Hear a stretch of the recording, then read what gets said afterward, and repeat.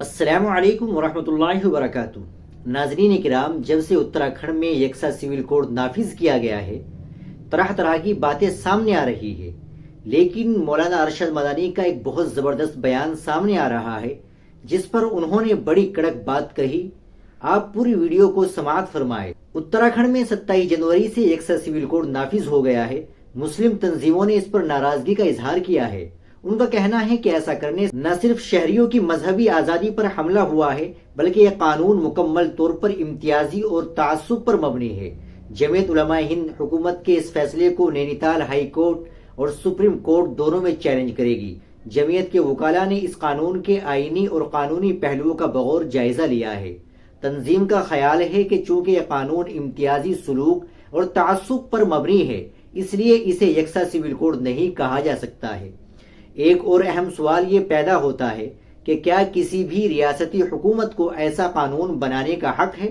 ریاستی حکومت کا اتراکھنڈ میں یکساں سول کوڈ کے نفاذ کے فیصلے پر مولانا ارشد مدنی نے کہا کہ ہم کسی ایسے قانون کو قبول نہیں کریں گے جو شریعت کے خلاف ہو، کیونکہ ایک مسلمان ہر چیز سے سمجھوتا کر سکتا ہے لیکن اپنی شریعت سے سمجھوتا نہیں کر سکتا۔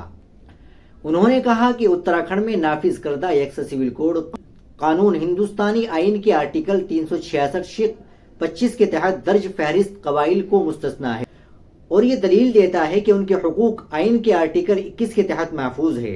مولانا مدنی نے سوال اٹھایا کہ اگر آئین کے ایک دفعہ کے تحت درج فہرست قبائل کو اس قانون سے باہر رکھا جا سکتا ہے تو ہمیں آئین کے آرٹیکل 25 اور 26 کے تحت مذہبی آزادی کیوں نہیں دی جا سکتی، جو شہریوں کے بنیادی حقوق کو تسلیم کرتے ہوئے مذہبی آزادی کی ضمانت دیتا ہے۔ چنانچہ اگر اس طرح دیکھا جائے تو یونیفارم سول کوڈ بنیادی حقوق کی نفی کرتا ہے۔ انہوں نے کہا کہ اگر یکساں سول کوڈ ہے تو پھر شہریوں میں یہ امتیاز کیوں؟ مدنی نے کہا کہ ان کی قانونی ٹیم نے قانونی پہلوؤں کا جائزہ لیا، اس فیصلے کو نینی تال ہائی کورٹ اور سپریم کورٹ میں بیک وقت چیلنج کرنے جا رہی ہے۔ مولانا مدنی نے کہا کہ سچ یہ ہے کہ کسی بھی مذہب کے پیروکار اپنے مذہبی معاملات میں کسی قسم کی بے جا مداخلت برداشت نہیں کر سکتے۔ ہندوستان جیسے کثیر المذہبی ملک میں جہاں مختلف مذاہب کے لوگ صدیوں سے مکمل آزادی کے ساتھ اپنے مذہبی عقائد پر عمل پیرا ہے، یونیفارم سول کوڈ آئین میں شہریوں کو دیے گئے بنیادی حقوق سے متصادم ہے۔ مدنی نے کہا کہ یہ کہنا بالکل درست معلوم ہوتا ہے کہ یکساں سول کوڈ کو نافذ کرنا شہریوں کی مذہبی آزادی پر حملہ کرنے کی ایک سوچی سمجھی سازش ہے۔ ناظرین اکرام، آپ اس ویڈیو کے تعلق سے کیا کہنا چاہیں گے کمنٹ باکس میں ضرور بتائیں۔ ویڈیو کو لائک اور شیئر ضرور کریں، چینل کو بھی سبسکرائب کر لیں۔ ملتے ہیں انشاءاللہ اگلی ویڈیو کے ساتھ۔ السلام علیکم ورحمۃ اللہ۔